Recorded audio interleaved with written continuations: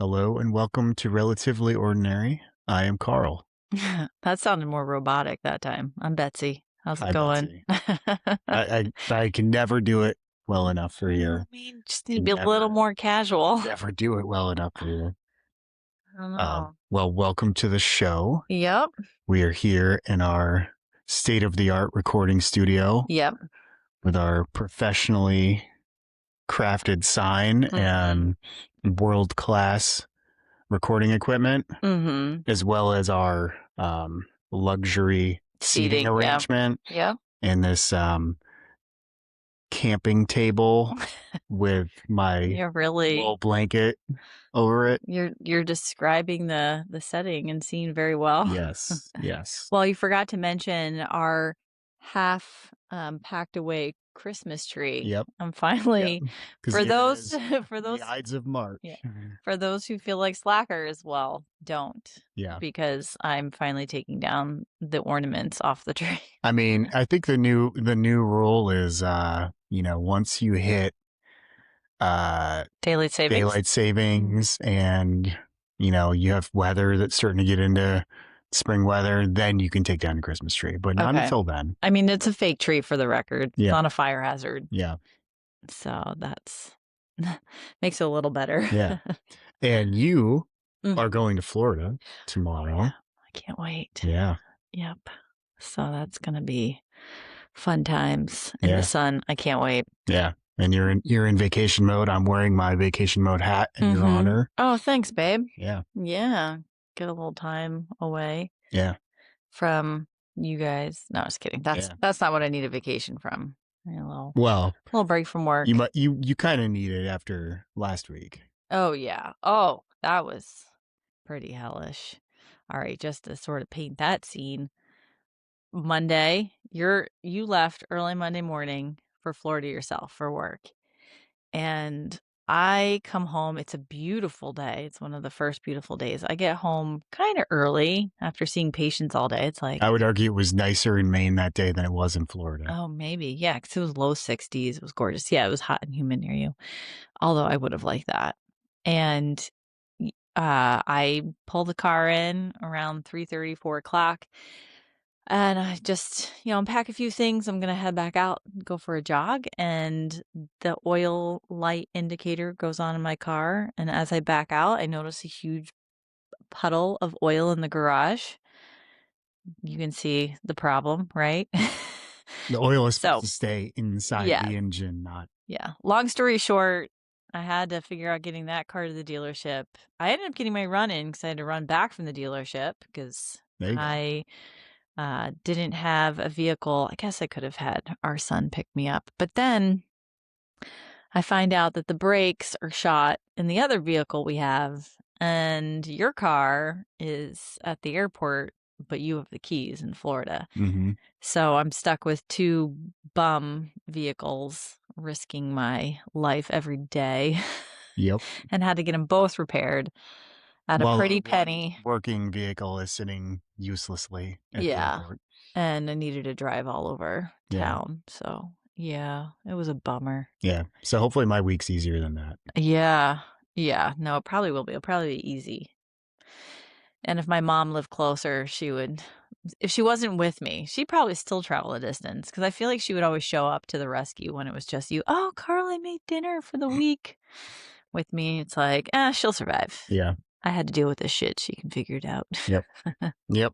True story. But, yeah, I'm looking forward to it. So, all right. So my question for you, because I have the fun little intro question.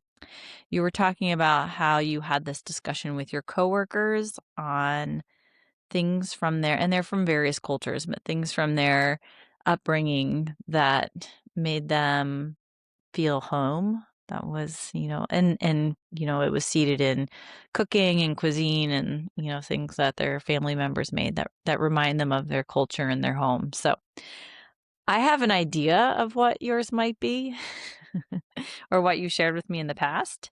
So we're going to answer this uniquely. So you're going to think of what my answer might be, and I'll think of what yours is. And we'll answer for each other and see if we're correct. But you first have to think for a moment about what yours might be. Do you have I'm An not idea? sure I followed what the question is. The question. What?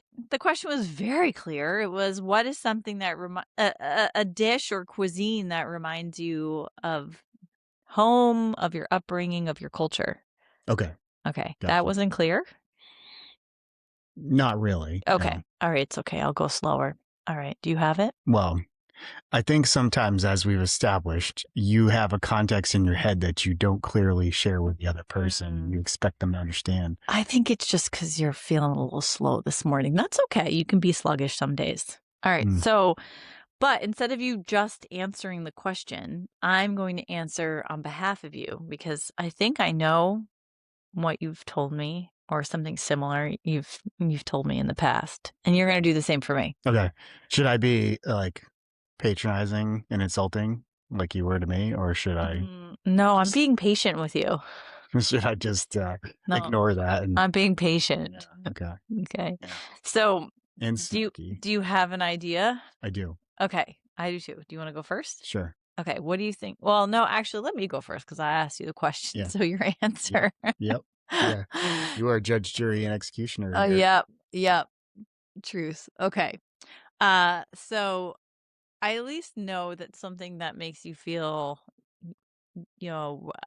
reminiscent of your childhood was grilled cheese sandwiches and tomato soup. You nailed it. I You did? nailed it. Okay. But I was thinking you might go with something a little bit more elaborate, or I don't know, No, I mean it's rooted in like some cultural context, but I mean that is cultural. Americans are simple. Well, I think actually, I'll go through. We'll go through this, and then I'd like to indulge in this topic a little bit more because I think it's a cool one. Okay. I think so. The one thing I would say is grilled cheese and tomato soup is just like the ultimate comfort food for me. And it's like, for as long as I remember, it was always a meal that, my mom made. And it's one of those things too, where it's like comfort food can be very simple. Oh yeah. And you can make very simple food extremely well. So, I mean, it is like Campbell's tomato soup out of the can and, wheat bread with butter and American cheese and a grilled cheese sandwich. And if you do it just so, it's like the perfect meal. And then you also can get super fancy and you can have, I remember one year, had like a grilled cheese bar, make your own grilled cheese with different breads and cheeses and stuff on my birthday. And that was like chef's kiss, it was perfect. Yeah. I think I've made homemade tomato soup before too. Yeah. Which is harder than it sounds. Yeah. And it's so good. And, to this day, I would 100% eat that Campbell's tomato soup out of the can, but also there are like variations of really good hearty, tomato soups that you can get that are just in a carton or a can. Yeah. Or you can go super fancy and, make your own and all that. Yeah. But yeah, it always brings me back. But the one thing I would say from like an ethnic perspective, it's like, I didn't, I'm one of those like several generations removed from original immigration that I never felt like my family had, kind of defined this is definitely the meal of our ancestors. Yeah. But the one thing that I do appreciate is the baklava that my aunt has really mastered.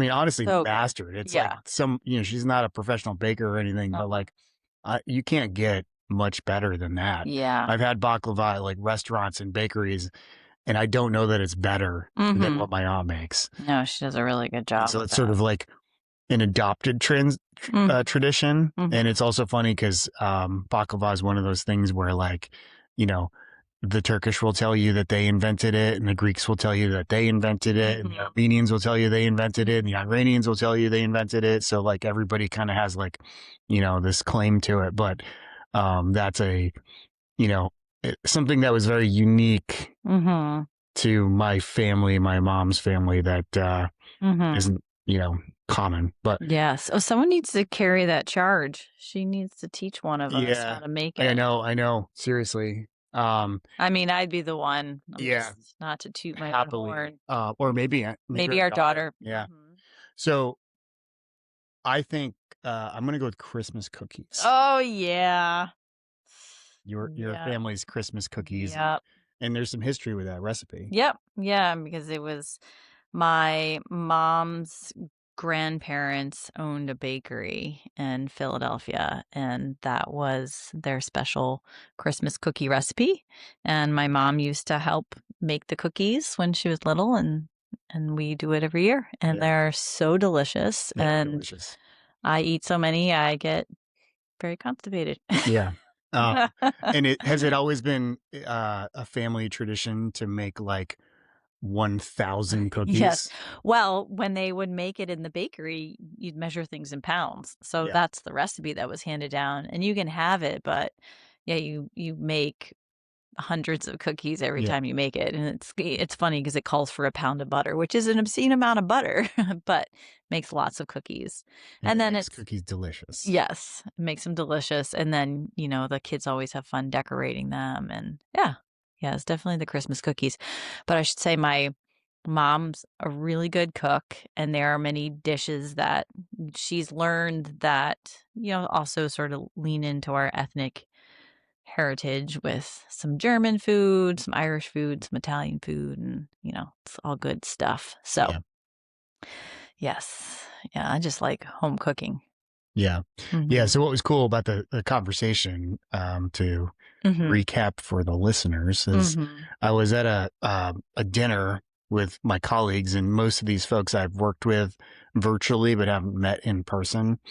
And I was seated at a table with a guy, my boss, who lives in Southern California and is originally from Arizona, a guy from Venezuela Mhm. who now lives in the Miami area, a woman from Mexico, a woman from Iran, and a man from India. Mhm. And it was just this really cool conversation about comfort food and culinary tradition and what they cook and how what they cook today, came from where they came from, and how their kids are, those who have kids are adapting to growing up in the United States Mhm. and becoming American, or being American, but also sort of like having some roots in their um the tradition of their ancestry. Mhm.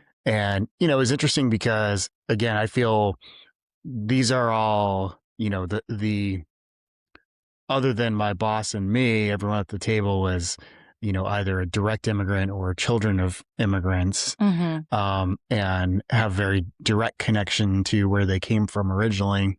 Yeah. In fact, I think they all are immigrants, and and also are, just smart, interesting, good people, productive Yeah. people, and so it kind of, in some ways, it actually, like, it really made me think of one of the things that I sometimes don't love about Maine is it's very Caucasian. It's not very diverse, Yeah. and Yeah. it was nice to have a reminder that, we are a country of immigrants, and Mhm. in spite of the,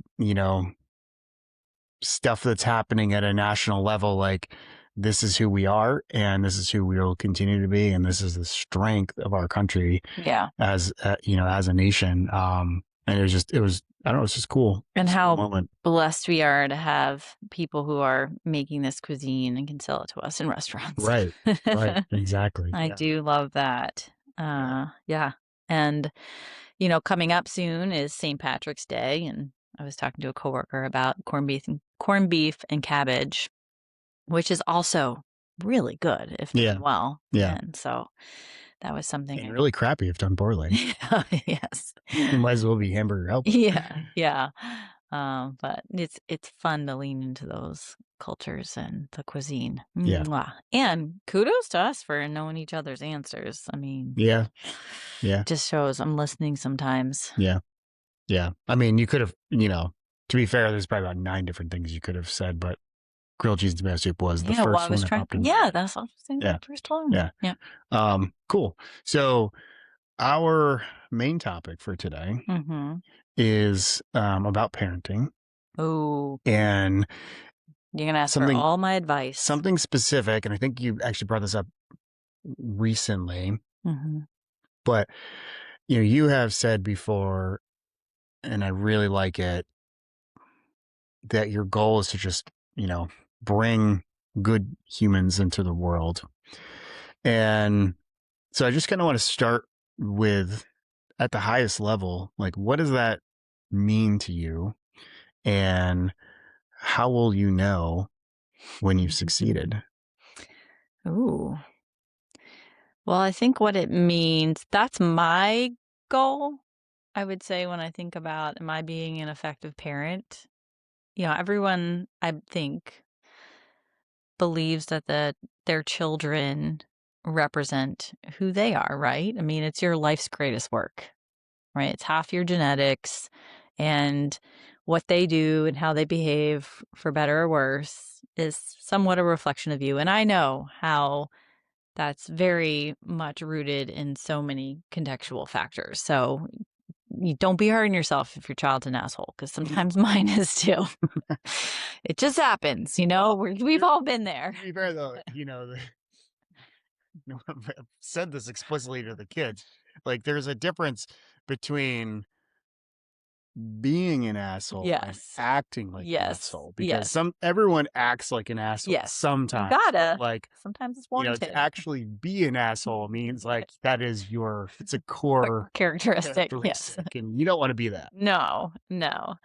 Um, but I think, my goal is to send them off into the world to be productive contributors in whatever way that is, for them to be kind to others and to, have a place in the world. Now, but even more important, what I hope for them to feel, because I can't ensure that this happens, but I want them to find some happiness, and I don't need them to always be happy. I mean, you have to experience all of life's emotions, but I want them to generally be happy, and I want them to be as independent as possible. So those are very, I know, kind of general things, and the other part of your question is how do we accomplish that? Well, how do you know? How How will do I you know? know Oh. that you succeeded? Well, I see it. It's interesting because I see little things reflected back all the time. It's the wisecrack humor that our son dishes. And, I appreciate he's similar to you in that he's analytical. He doesn't let the big troubles of the world take over and dominate his emotions. He's grounded. He can find humor in a lot of things. And I don't always see him as the most motivated person, but when he does, I mean, just generally about, all the things you think you should be motivated about when you're a teenager. But I think when it's important, as the kids say, I think I'm getting this right, they lock in. Or is it locked down? I don't know. Something's locked. No, lockdown is very different. Okay. Yeah. No, that means a bad thing. Yeah, when there's a prison riot, it's Yeah. lockdown. When they're locked in, or when he's locked in specifically, I just see him really pull together some, great ideas and put a lot of effort into something and feeling pride in himself. And that's the type of thing I just want both our kids to find, something that they're passionate about. And, I think there's a spectrum of, being or doing things that are productive and good. And it doesn't necessarily need to be in a career. And I certainly don't want to pressure my kids to achieve such greatness, and that's going to reflect back on me as being an amazing parent. No, I mean, I think it's just that they can launch and feel okay, feel stable in their physical health, their mental health, their social well-being.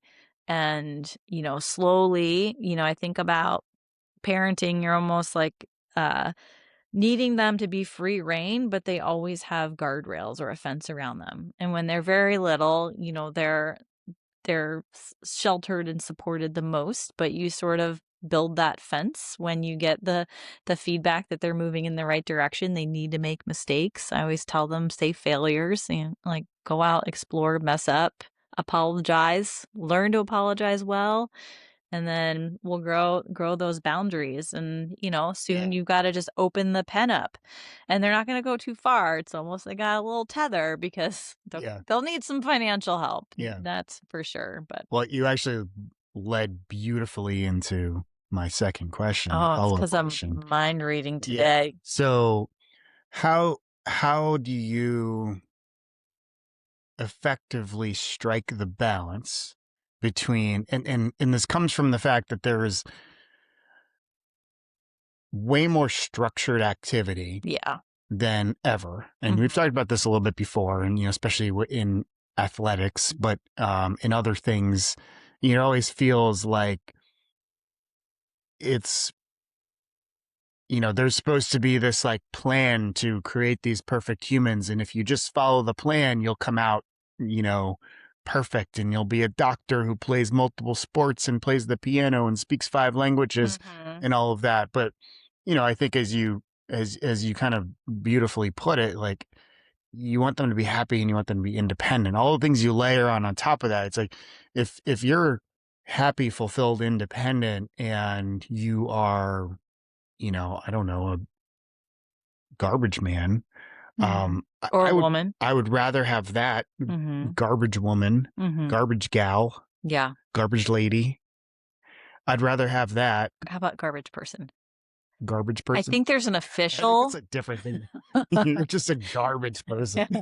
Um, I think it's trash collector. There's some. Sanitation worker. There you go. Yeah. Perfect. Um, and which is a very important job in Oh society. gosh, so important. Um, but you know what I mean. I'm like, I would So much rather respect. have my kid Mhm.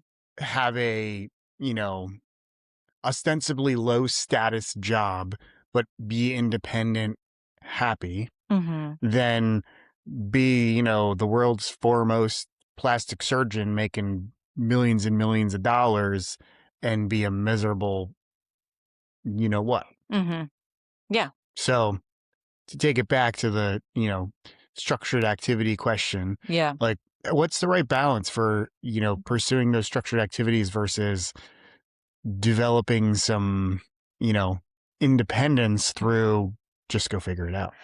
Yeah. Well, it's interesting because it reminds me of stories I've heard from our parents and aunts and uncles about how, you would just the kids would go out and play all day, and then you'd call them in for dinner, or they knew when the sun started setting it was Yeah. dinner time, and it was just so much unstructured play and creativity, and learning about social hierarchy in the real world.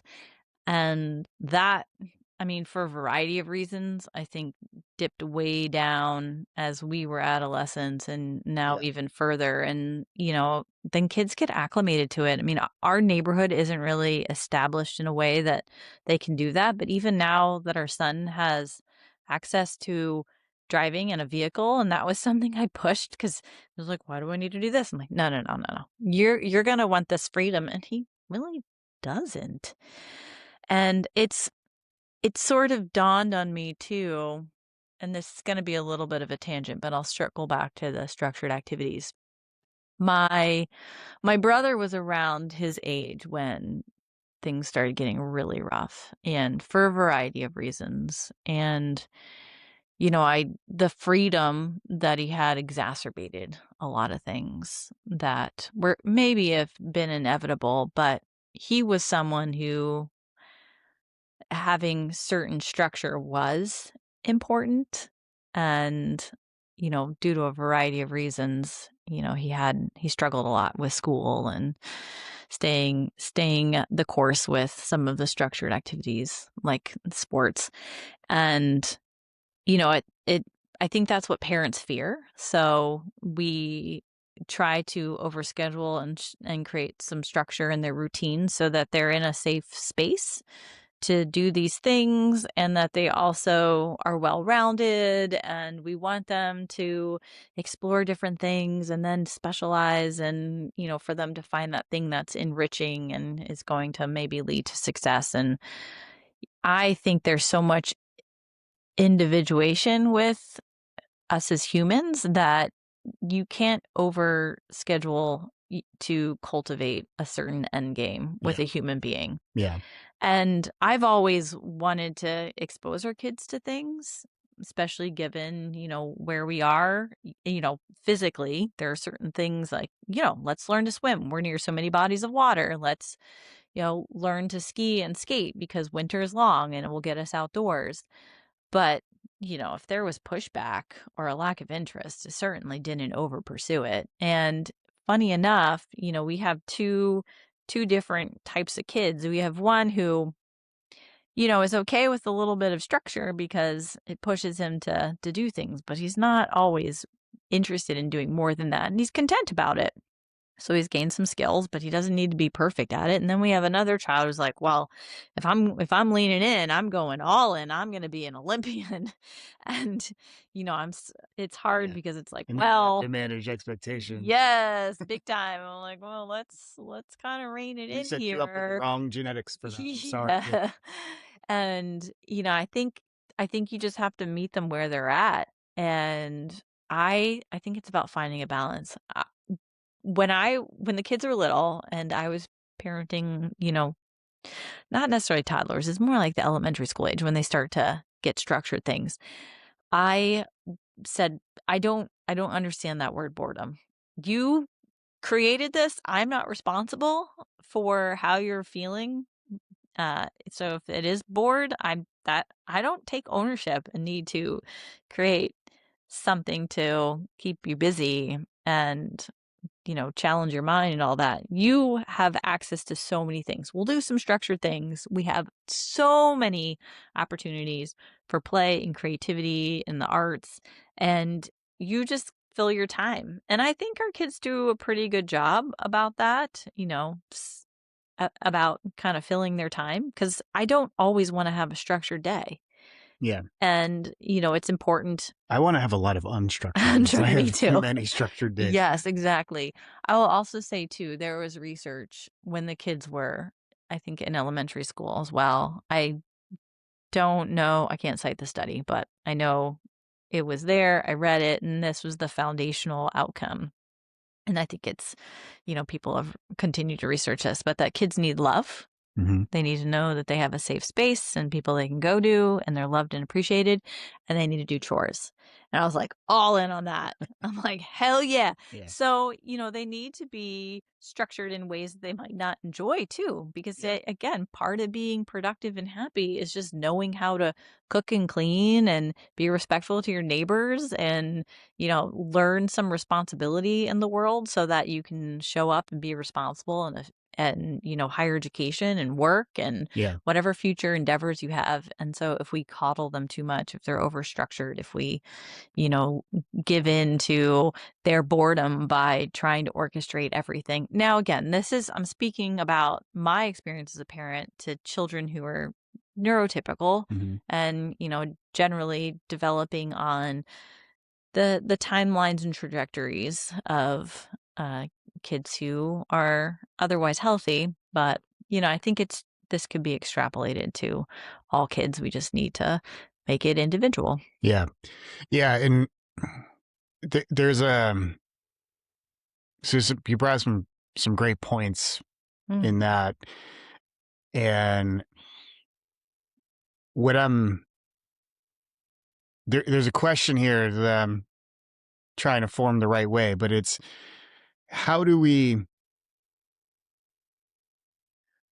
create the opportunity and environments for kids to learn lessons that will help them become successful adults when they may not have the environmental conditions Mhm. set up to do that. And where I'm coming from with this is thinking about, and this is some themes we've touched on before. Last episode, I talked about how soft I think people are right now. Yeah. And I think some of the softness comes from, you know, everybody wanting to set up environments where things are easy and they're frictionless. Yeah.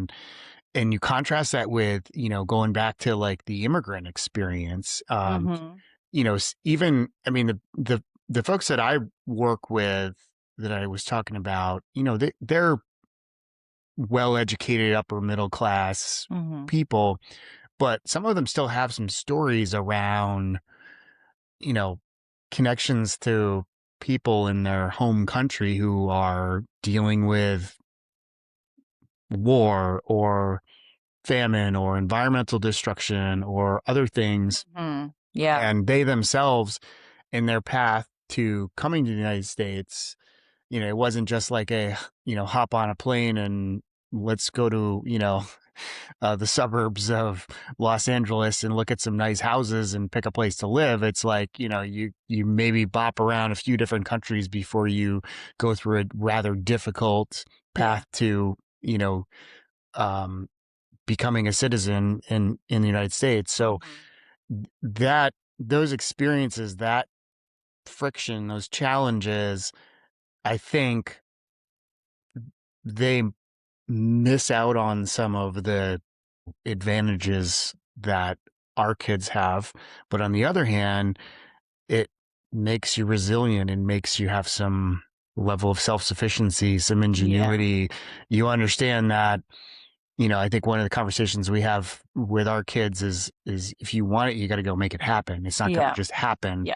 And I think that's maybe one of the hardest transitions for a young Mhm. person is, you know, in the early years, it's we'll sign you up for swim lessons, we'll take you there, you know, we'll Mhm. go do it. But, you know, even when you get to college, you know, there's a lot of opportunity, but you still have to get out of your dorm room and go do it. You've Yeah. got to sign up for things. You've got to like have the Put yourself out initiative, there. put Yeah. yourself out there. So how do we cultivate that in our kids when there aren't necessarily a lot of adversity that they have to go through Mhm. to, you know, kind of make themselves resilient? Well, and I would say in my personal experience, while there was some adversity, it wasn't a lot, right? I had a Yeah. really good upbringing in a middle upper class neighborhood and lots of access to comfortable uh, opportunities, Yeah. put it that way.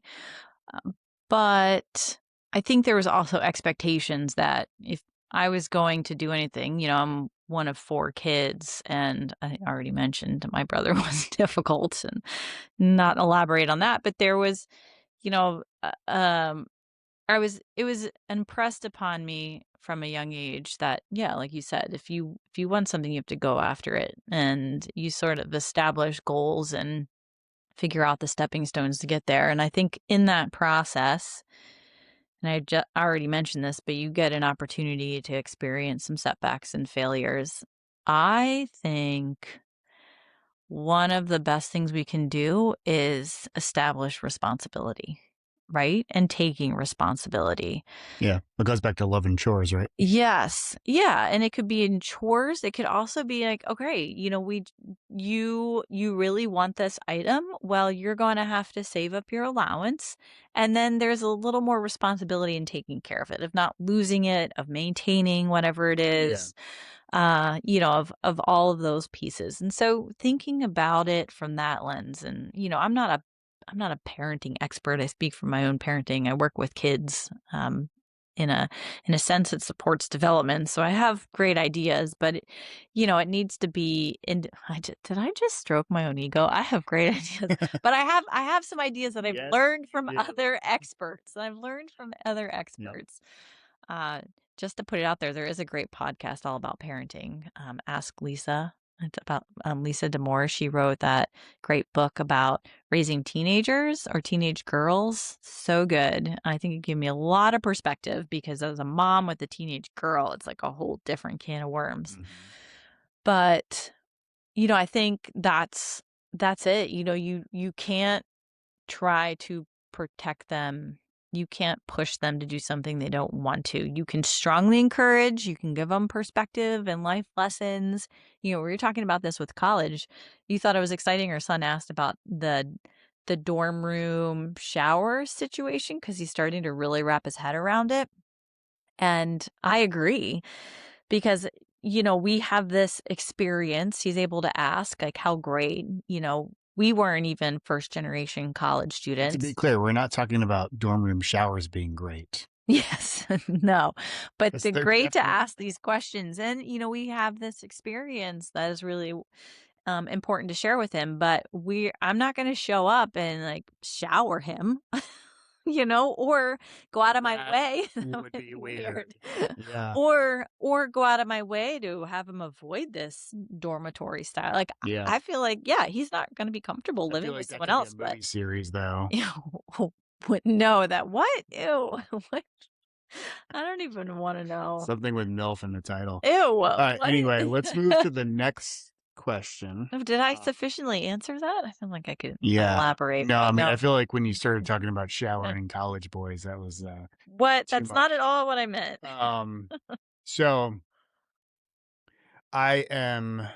So let's move kind of to talk about like community All right. level and um, what role do you think that the phrase I think about is it takes a village. Yeah. What role do teachers, coaches, friends, parents, extended family, people in the community, but people, adults who are not us, Mhm. play in, and us being, largely parents? Mhm. Um, what role do they play in ensuring that our kids grow up to be good humans? I think teachers play a huge role, and I think they do an amazing job. I think it's about setting standards and expecting uh, their best work. I think it's about creating a safe space.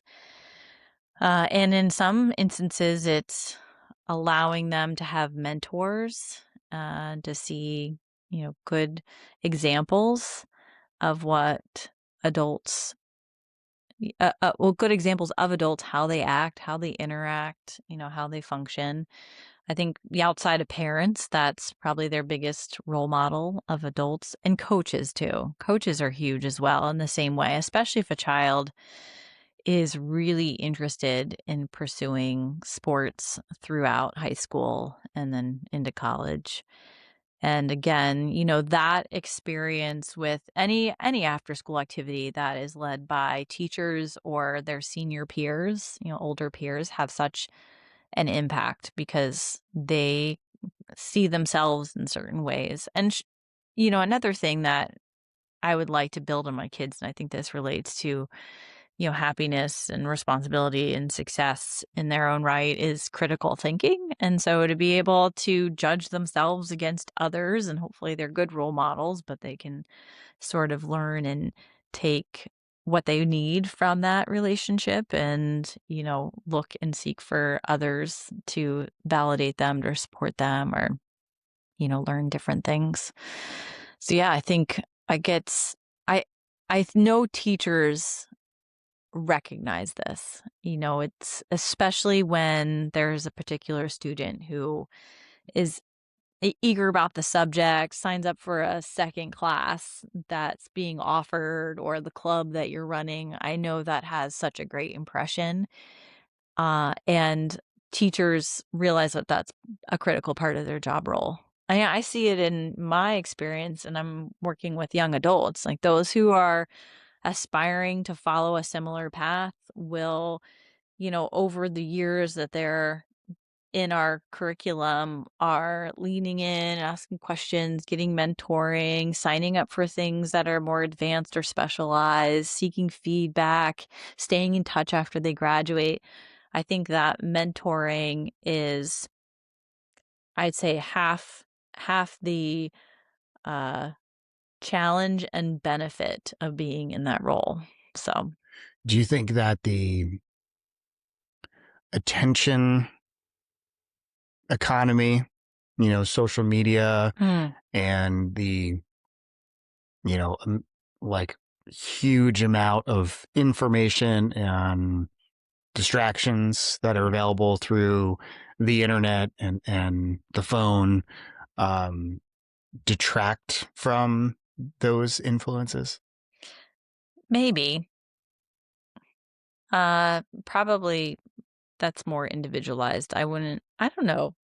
I don't know, but I would say interestingly, is it might give a more robust worldview. And I know you're probably thinking, well, those are very cultivated, videos or the way social media is like people really they edit stuff Yeah. before they send it off. So it's only a little You see what, snippet. what they want you to see. Yeah, but I do think that people are being vulnerable in a sense, and you get to see a wider window. Like you had said, Maine is not super diverse. So you can be exposed to more diversity of experiences and thought through social media. And I always find it funny sometimes, especially our daughter will say things and have these phrases that are so on point. I'm like, where did you hear that? Mm, Maybe I've said something like that.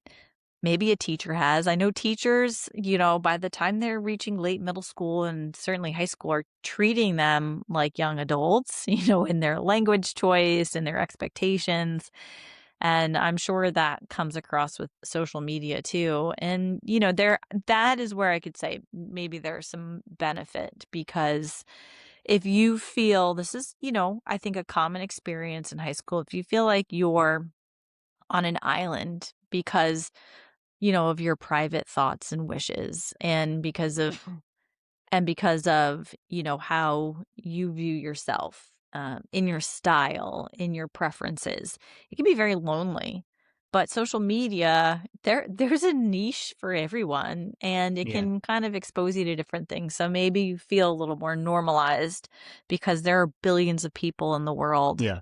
And I think it also can, not in a deep rooted, authentic way. I think this is where kids need to put themselves into difficult situations where they're, either working or volunteering or interacting with a new group of people that they sort of wade through the discomfort and really getting to know who they are in those contexts and what they offer and what they can learn. But that's happening on a smaller scale, very likely in social media.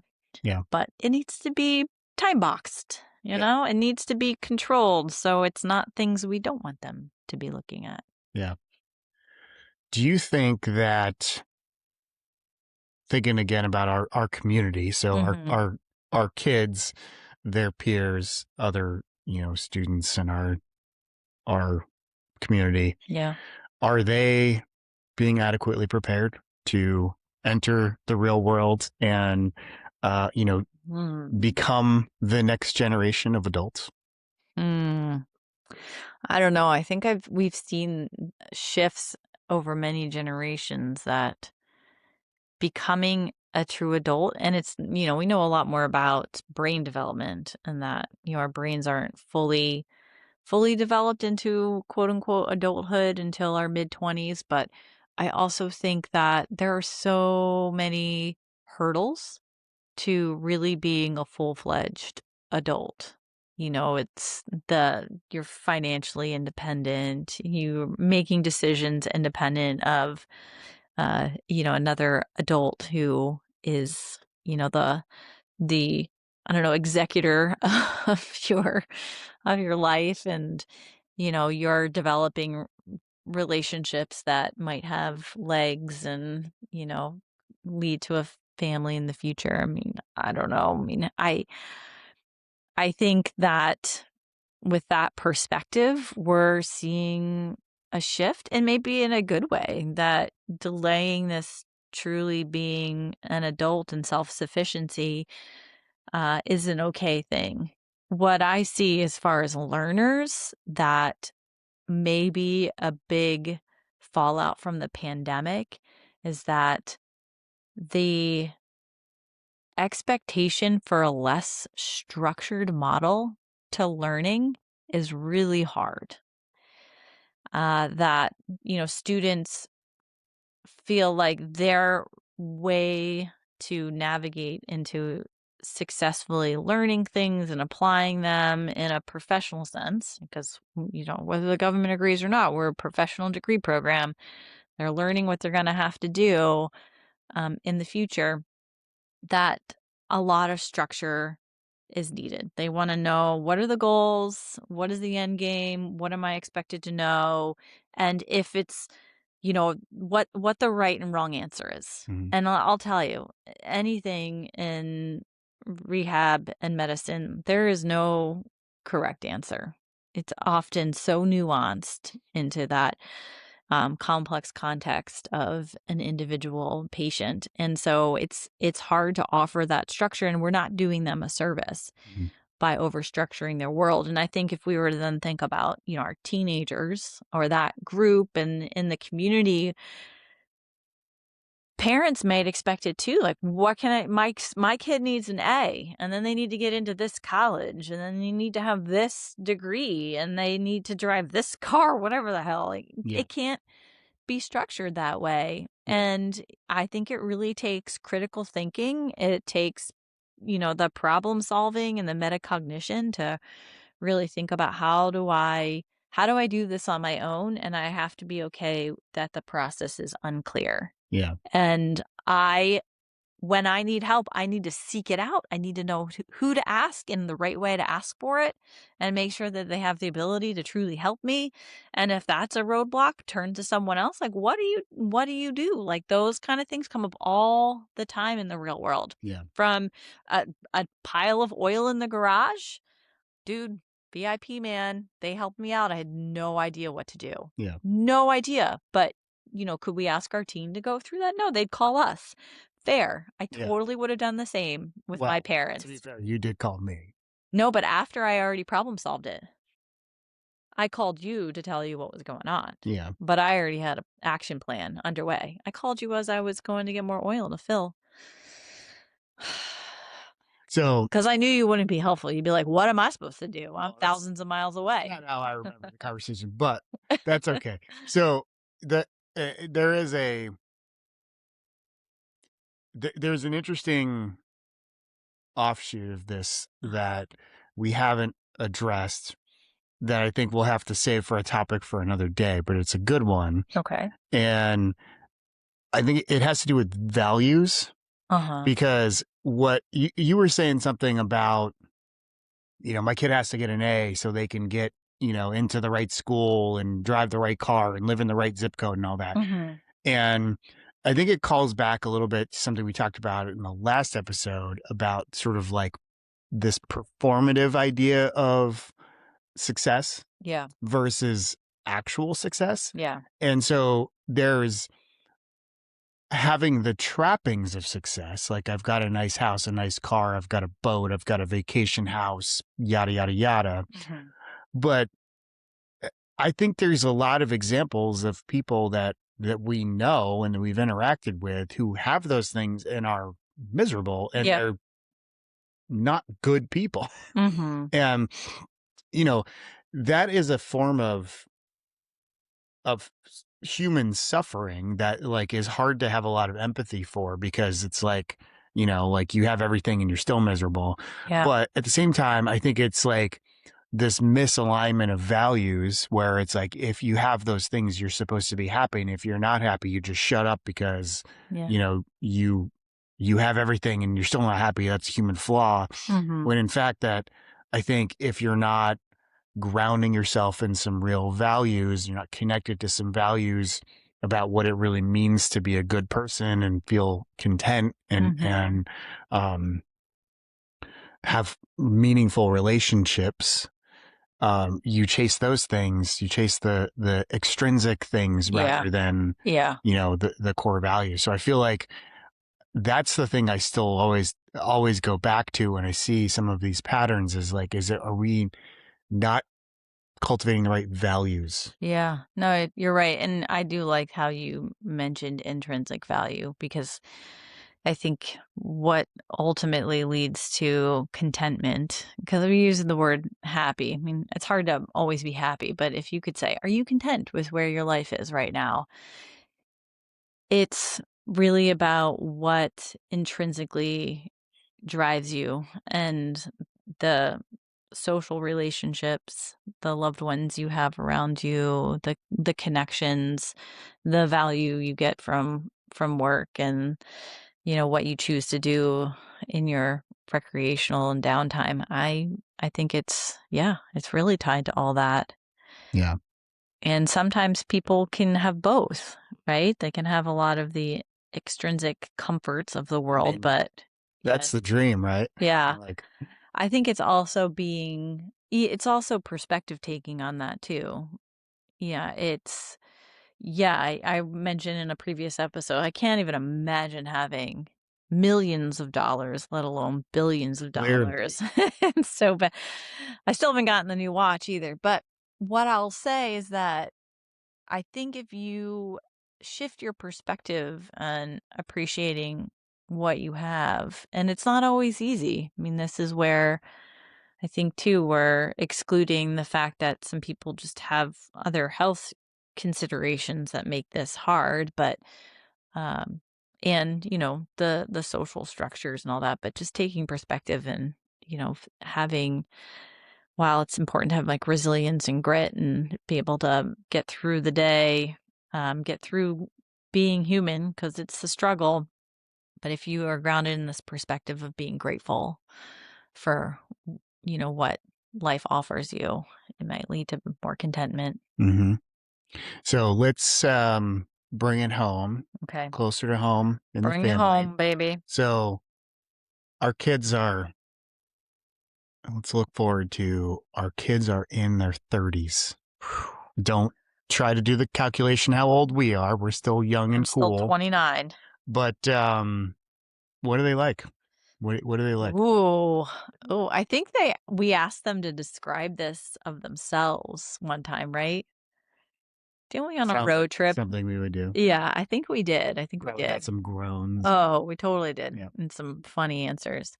All right. I see our son doing some sort of job that allows him to just have the greatest fun with all his hobbies. Like, I can see him doing something that allows him to work from home, probably something related to technology or numbers. I think he'd also want something that had, decent work hours. It was enough that he could do a good job, but he's pretty content with it, makes a decent salary, and then he can play all the sports and, do all the fun hobbies and gaming and things like that he wants to do. He is gonna have the best man cave. Oh, totally. That'd That's be like that's my prediction foosball, over. ping pong. He will have the best man cave. Yes. Yeah. And, I think eventually some young woman will come along and see all his positive attributes. And that's when he'll grow up a little bit more and wish that he had taken those cooking lessons I offered so that he could wow her and then maybe he'll visit more often. I mean, he's already way ahead of where I was at his Really? age in the Okay. cooking department. So Okay. That's good. yeah. Yeah. Yeah. I think that will be him. And then oh, her daughter will be chasing some dream and probably be knee deep in it.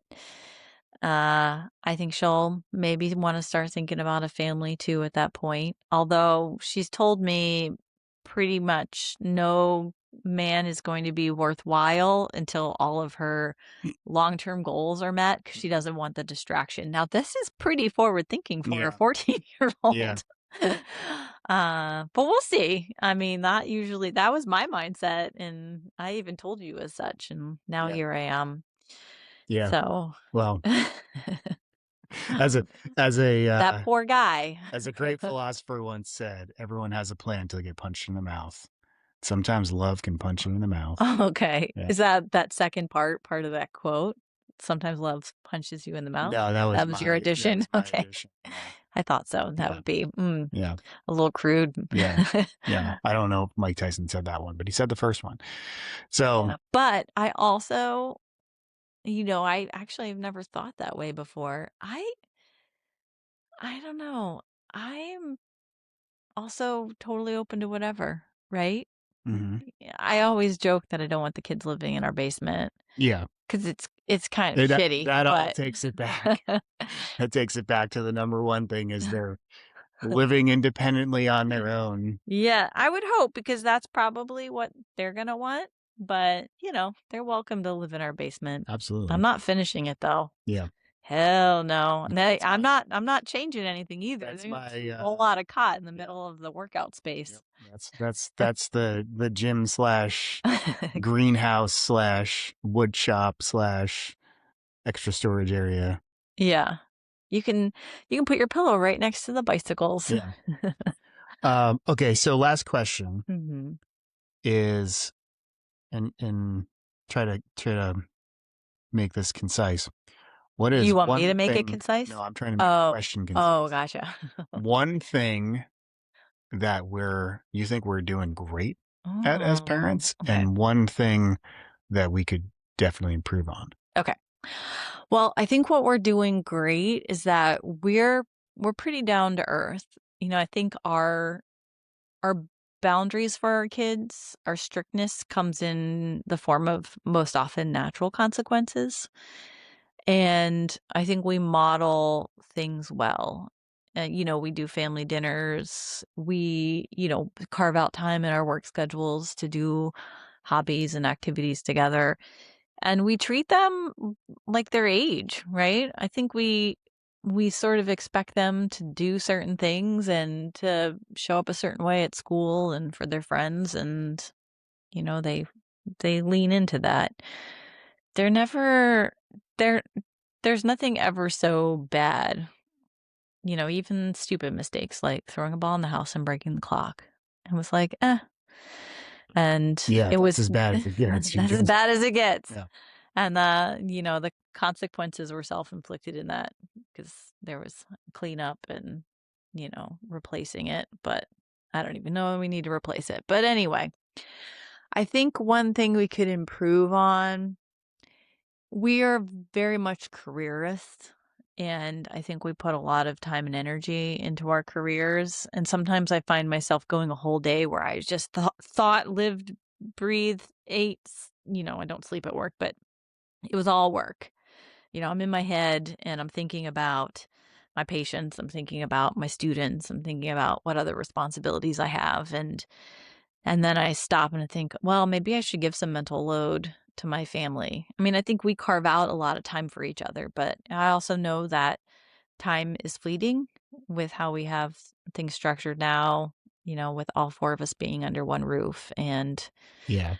that may not be happening in the future. I Yeah. say maybe. Yeah. You know what's funny about that is I thought about how I would answer these questions, In the and same way? I had almost the same thing but Oh, in a different direction okay. because for me, I I absolutely carve out time for everyone in the house every day. Mhm. Um there's some days where I just literally don't have the time, right? But Yeah. like even when that happens, I'm sitting on a work call feeling guilty because I'm not out like throwing the baseball with our son Mhm. or shooting Mhm. hoops with our daughter or like Mhm. walking the dog, right? Yeah. Um, what I actually feel sometimes is that I don't sort of make time like to make it a priority to do the bigger things where it's, you know, I still haven't taken the kids to like a Celtics game. or or like there's vacations that we've talked about, and I feel like a lot of our trip planning just got completely turned upside down because of the pandemic. Yeah. But And life. yeah, there's things I think you do a better job with that, because when you get fixated on, hey, we're gonna go, to this place, where like the Hawaii trip last year, like when you say we're gonna do a trip, you just like carve out the time, make the space, make the budget, clear up the calendar, we go do it, which is great. I think that I'm more in the moment. I'm like, I could do this boring work task, or I could go outside in the sun with the kids. I'm going to go outside in the sun with the kids because I know that isn't going to always be there. Yeah. I think I'm good at that, but I'm Yeah. less good at the, you know, this big sort of core memory experience, making sure that we set aside time to make that happen. Well, I guess it's good we have each other Good balance. to complement that. Yeah. Yeah, and I feel like there are definitely days where I'm so go, go, go, but I always find time to talk with the kids. It just might be, hey, I'm shuttling you somewhere. Let's catch up. How was your Yeah. day? I'm Yeah. always Or asking, how was school today? pick up your damn shoes. Yes. But yeah, and I always get the response, how was school today? Boring. Yeah. Always the same. Yeah. But you know what, teachers? It was not boring. Yeah. It was necessary. You're amazing. Keep doing what you're doing. Yeah. And also, boring isn't always a bad thing. Yeah. Boring is often a good thing. Truly. It means they're learning. Yeah. Yeah. All right. So, from this conversation, what are you still chewing on? Ooh, what I'm still chewing on. I just want to, for anyone who's out there listening and might have kids who are younger, and you never know where life's going to take you with your family. But I remember just feeling a lot of guilt that I needed to do things the right way. And I was a pretty young parent, not, not like a teenage pregnancy, but I felt very young among my peers and had no idea what I was doing. And I felt a lot of guilt and pressure to try to do the right thing by my kids. And ultimately, I think I just was myself because that's what's sustainable. And, my kids are pretty great, and they're only so much a reflection of me. There's you and there's everyone else in this whole wide world that is having an impact on them. So, love and chores. Yeah. Love and chores. And what feels relatively ordinary about this? That there's so many families out there, and we do not judge. We do not judge. We show up for each other and support each other. That feels relatively ordinary. Love it. Strong close. Thank you. Good chat. Enjoy that Florida sun. Thanks. I will. All right. I'll report back. Love you, babe. Love you too.